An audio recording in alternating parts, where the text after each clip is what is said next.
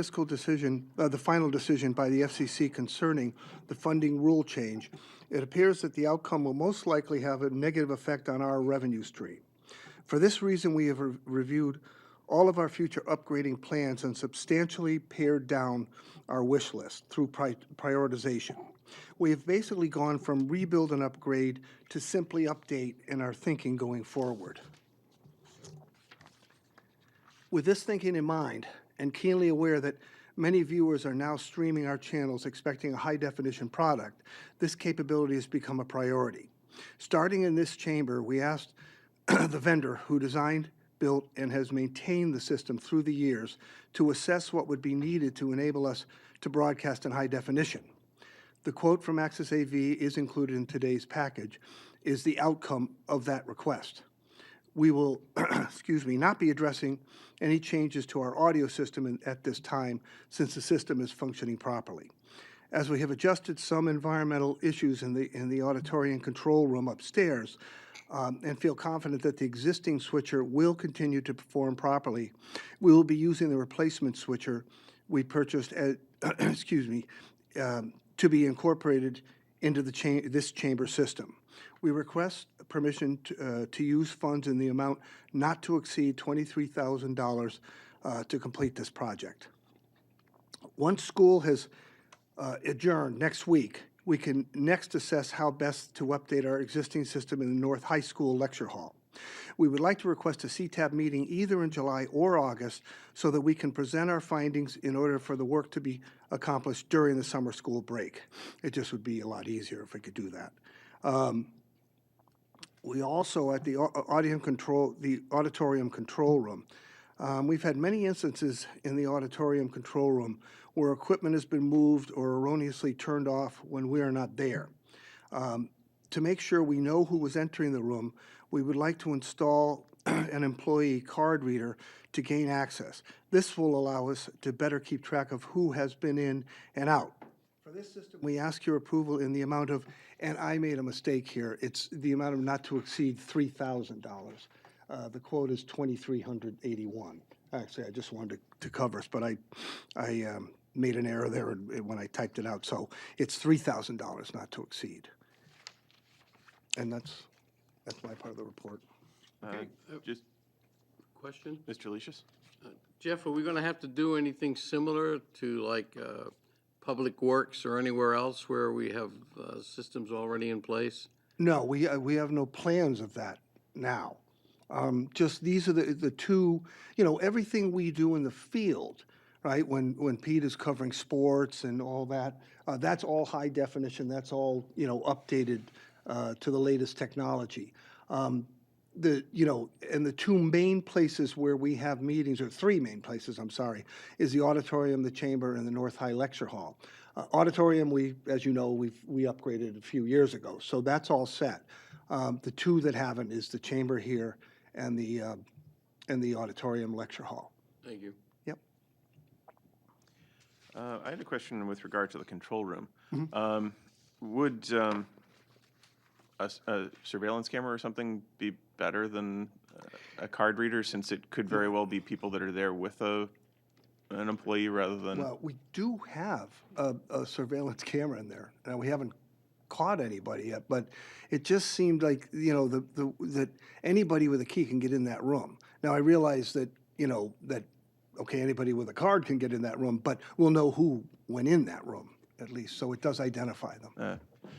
Just for clarification also, it's the room is used for multiple people. HR currently uses for badge processing for new employees or replacement badges. And it also has been used, and not at this point in time, but has been used as a lactation room for expecting mothers. I see. So a security camera is not necessarily good in that case. Right. Yeah. All right, thank you. Mm-hmm. I have a question. Alderman. So how important is it to have HD? I mean, for, the aldermanic meetings, do we really need high quality imaging? Or? That is a matter of perspective, I suppose, but it's, you know, people expect that, I think. Now, this is all based on us streaming, and I'm a good example of that myself. When I'm home, I don't live in Nashua, I stream it through the Roku, right? Any meeting up in the auditorium, and again, you're right, it's not a sporting event, you know, in that case, so, you know, it's just that when I'm watching at home and I see something in the auditorium, it's like I'm there. You know, it's just a really good quality picture. When it's down here, it almost looks like something out of the 1950s. I mean, you know, it's not a good quality picture at this point. So it's really more of a just updating it to what the present technology is, and it'd just be a better picture. I mean, you're right, it is a meeting and not, oh, I'm sorry. Mr. Cotignon? Just also, I think it also is beneficial when people are doing presentations. That's the other thing. You know, so it's not just the people in the meeting and the expectations, but the presentations come a lot clearer when it's high def. Yeah, there are many times when I'm watching and it's up here on the screen and it's hard to see. Now, sometimes that's the size of the font. They should have a bigger font. But, you know, but for the most part, there are times where if it was high def, I could see it. Like when we have anything in the auditorium, you know, you can see everything. So that in itself is good. It's just really just getting it up to where it should be in 2019 as cheaply as possible. So as far as the presentations are concerned, you know, I'm here and I have trouble seeing them. So you could probably see them better at home than you Well, can live. at some but- point, we're going to address that too, but Yeah. it's just not right now, you know. All right, any other questions? All right, Mr. Johnson? All right, we'll continue on. For the Education Channel, our program accomplishments for the month of May included on the 4th, recording the student art dedication at Rotary Common. On the 7th, we were over at Fairgrounds Middle School for a skit on stereotypes and bullying in middle school. On the 8th, we did the Battle of the Books at Bicentennial Elementary School. On the 9th, we recorded the Dr. Crisp STEAM Night over at the Dr. Crisp Elementary School. On the 18th, we did live coverage of the Nashua North versus South baseball game at Holman Stadium. On the 20th, we recorded the Nashua Lions Teacher of the Year presentation. And on the 26th, we recorded the Nashua Memorial Day Parade. And we'll pass it over to Mr. Gagnon. So. All right, Mr. Gagnon? Yes, good morning, everyone. This report is from March 8th through June 12th. So this quarter, we had the following new shows begin. Chick Chatting with Jocelyn and Dropkick Kitchen. The Dropkick Kitchen is recorded at Hudson Community Television Studio because they have a kitchen set up in their studio with the camera people from Hudson and our technical director, Holland Smith. Then we edit it here at Access Nashua. Now, we have a show, boy, I didn't write that correctly. We have some great interviews of the three PEG Access Station managers by the host of the Health View, Yvonne Dunnitz. That's a show they'll replay each quarter. I'll replay it so that people can get a better understanding of what's government, what's education, and what's public. We are also looking to start up some more new shows this coming quarter, Double Trouble and Philately, yesterday, today, and tomorrow. Now, shows that we've aired during this quarter, The Art of Politics, we had one show. Beyond the Garden Gate, one show. Charged Up Top 10 Countdown, there were 10 episodes. Chick Chatting with Jocelyn had 5 episodes. CHW in Action, 6 episodes. Dropkick Kitchen, 2 episodes. Aim Familia, which is in Spanish, 6 episodes. Exit Team Nashua, 14 episodes. Fairy Tale Access had 9 episodes. Falcon News Center, which is the Fairgrounds Middle School. They had one episode. Financially Fit, 2 episodes. Frankly Speaking, 5 episodes.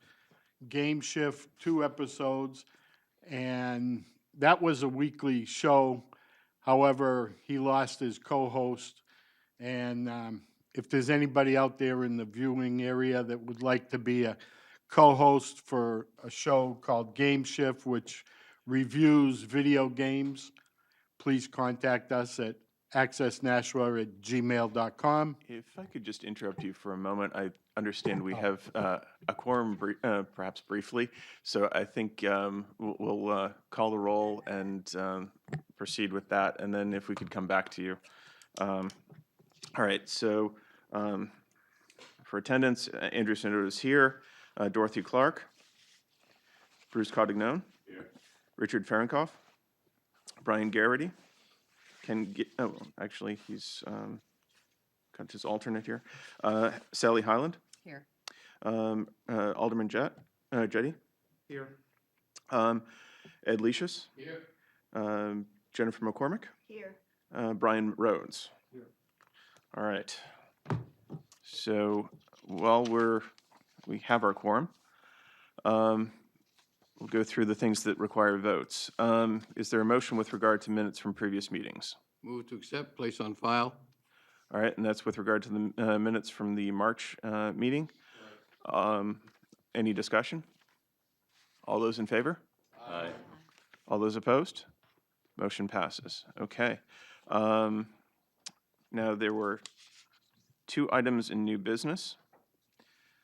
Mr. Chairman, Yes. I move to approve a request to have the equipment updates for the automatic chambers in the amount not to exceed $23,000, and the card reader for the auditorium control room not to exceed $3,000, that they be approved. I'm thinking we should have those as separate motions. All right, I'll move on the first one, not to exceed $23,000 for the equipment updates for the chamber. All right, discussion. Alderman. So is that money that we have and we're just agreeing to spend it, or do we have to request that? That's money that we have. Okay. That is, all of the money that we go about spending is within our special revenue fund. So, Okay, thank you. any other discussion? All right, seeing none, all those in favor? Aye. All those opposed? All right, the motion passes. Now I'll move to approve the card reader for the auditorium control room in the amount not to exceed $3,000. All right, any discussion? I just have a question of whose card will work. So is that city IT will kind of have a list of who's permitted access? Actually, any of the card readers, they go through a process, HR. Okay. It's an HR form, and then the risk department actually assigns access to the doors. Okay. All right, thank you. Any other discussion? Seeing none, all those in favor? Aye. All those opposed? All right, motion passes. All right, thank you very much. Thank I you. think we're good. All right, sorry for the interruption, Mr. Gagnon. No, not a problem. So I'll continue on. Gate City Chronicles had 7 episodes. Happiness Jungle had 10 episodes. Nashua Strong, 1 episode.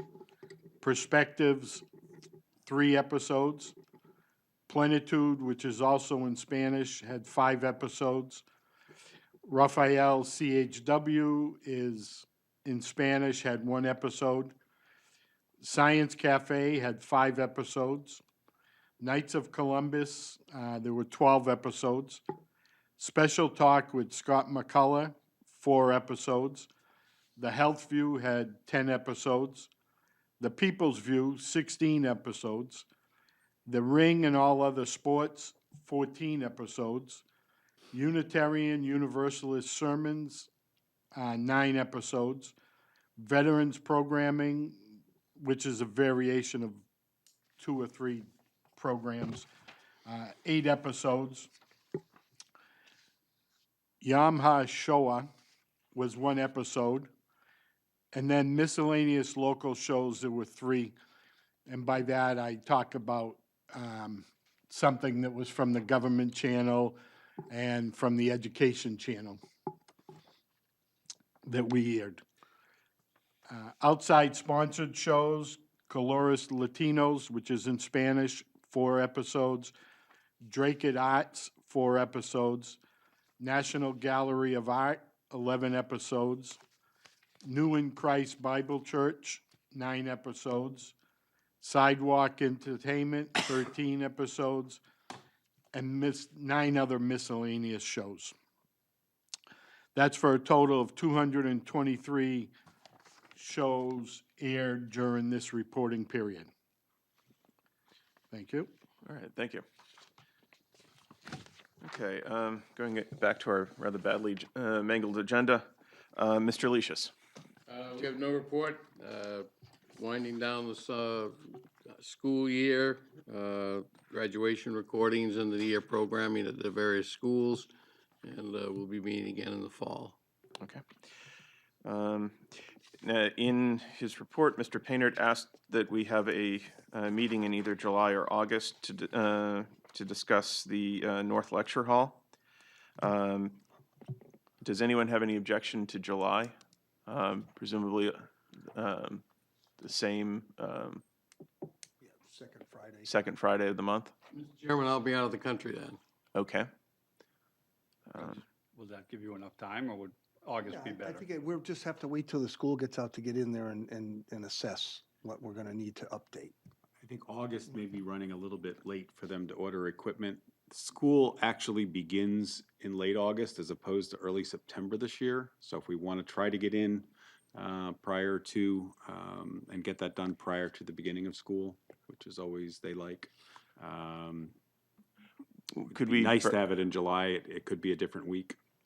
Maybe you could check on the availability of the room of the 3rd Friday in July? Oh, okay. Yeah. Is that better for Yep. folks? Yep. Yeah. All right, so pending confirmation, we'll plan to be here on the 3rd Friday in July. Okay. All right, any comments? Well, there are no members of the public present, so remarks by members. Well, I guess, member of the Give you a public, remark. Mr. Johnson? I just wanted to let everybody know that Scott Silva, who is one of our 4 videographers, has tendered his resignation from doing meeting coverage and such for the community television. Just wanted to thank him for his about 3 years he's been doing that service. He'd like to, his schedule's filling up with other things, so he doesn't see having a lot of time to do it. But that does mean that we have an opening for a videographer. It's a part-time position, and if anyone's interested, just let us know. So.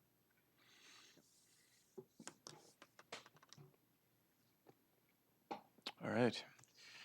If there's nothing else, then I'll make a motion, we adjourn. motion to adjourn. All those in favor? Aye, All those opposed?